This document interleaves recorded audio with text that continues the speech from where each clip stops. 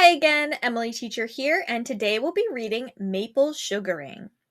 In the late fall, one of nature's most beautiful sights is the foliage of New England's maple trees. The leaves blaze with color. Their hues range from bright reds to rich golds. In the spring, some trees offer more than just a visual treat. Early in the season, buckets hang from the sides of sugar maples. The buckets are collecting sap for the annual maple sugaring. All right, so maybe you've seen these buckets hanging from trees before. We're going to be talking about maple sugaring, how to make maple syrup. And this is mostly in New England, right? So here we're mostly talking about New England's maple trees. And come the springtime, what we can do to make maple syrup. How much sap can be collected from a healthy tree? The amount varies from 12 to 20 gallons. Amounts in this range yield from 2 to 4 pounds of maple syrup. This leaves plenty of sap for the tree. The tree needs enough sap to nourish itself as it enters a new growing season. Wow. So a lot of sap can come from a healthy tree, right? From 12 to 20 gallons of sap. But this only makes about 2 to 4 pounds of maple syrup. The weather has a great deal to do with how much sap a tree produces. The flow is greatest when the days are sunny and the nights are cold. The flow of sap slows down at night. It increases during the day. Maple trees are in low, wet areas produce more sap than trees in higher and drier parts. However, the sap from wetter areas contain less sugar. So sometimes these trees are in wetter, more low areas, and they may have more sap.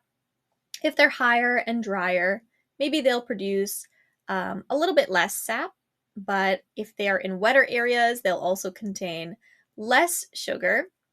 So there's all different kinds of trees where they are that can produce different kinds of maple syrup.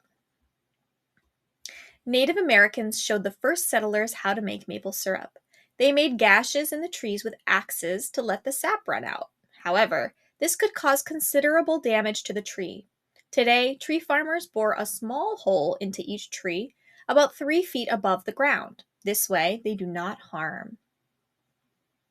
When it seeps from the tree, the syrup is in crude form.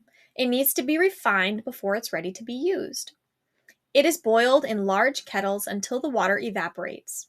The remaining syrup is passed through filters to clean it. It is then ready to be poured on waffles and pancakes. It can also be made into candy. Maple sugar candy is very popular with visitors to New England.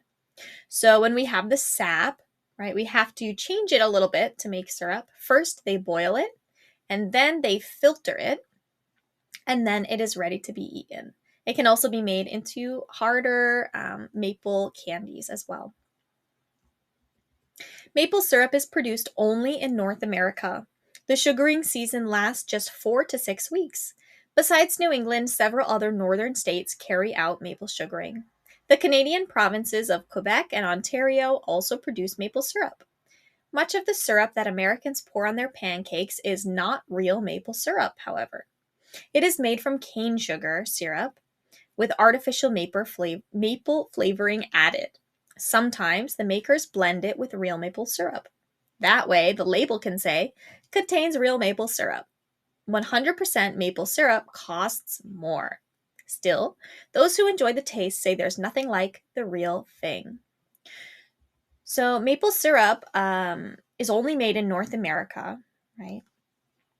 So some of the New England states or higher, or some places in Canada like Quebec and Ontario, they make maple syrup. But a lot of the maple syrup that you buy at the grocery store is not real. It's used with cane sugar syrup, right? And fake artificial maple flavoring added. Or sometimes they mix that stuff with some real maple syrup. But if you want real 100% maple syrup from the trees, it's going to be a little bit more expensive than just what you would buy at the grocery store. All right, thank you for listening today. We do have links related to each story. If you want the link for this video, you can find it down in the description below.